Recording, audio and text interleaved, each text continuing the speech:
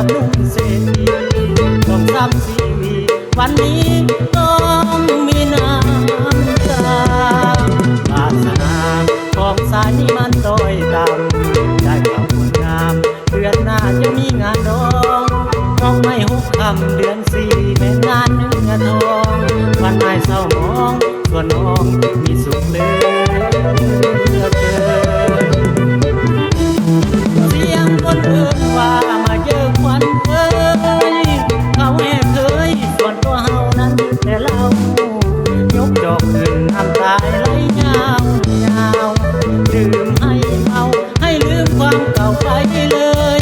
เคยเป็นแฟนกันคงลืมแล้วเนาะเงินให้บ่พอสาวถ้าขอน้องเปลี่ยนใจ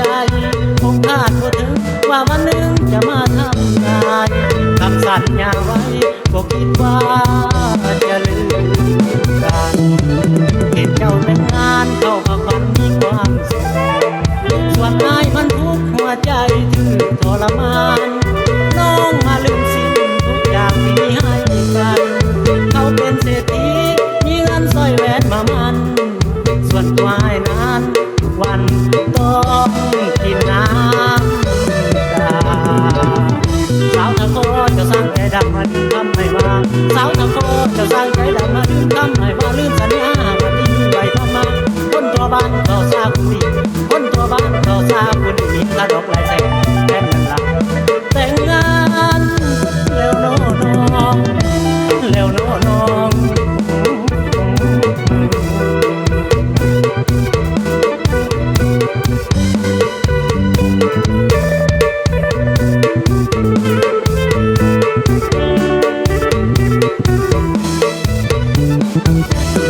เสียงคนเอ่ยว่ามาเจอควันเอ้ยเขาแอบเคยส่วนตัวเฮานั้นแต่เรา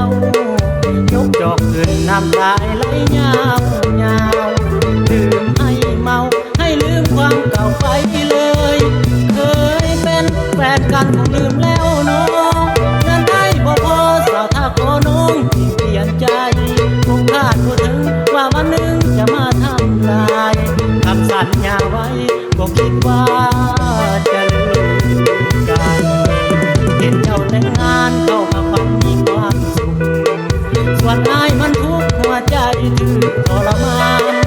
น้องมาลืมสิ้นทุกอย่างที่มีให้กันเขาเป็นเศรษฐีมีเงินสร้อยแหวนมามันส่วนตัวให้นั้นวันต้องกินน้ำตาสาวตะโกจะสร้างใจดำมาดึงคำให้มาสาวตะโกจะสร้างใจดำมาดึงคำให้มาลืมสัญญาวันที่มีใบผ่านมาคนตัวบ้านเขาทราบคุณดีคนตัวบ้านเขาทราบคุณดีนี้กระดองลายแสงแฟนกันละแต่งงาน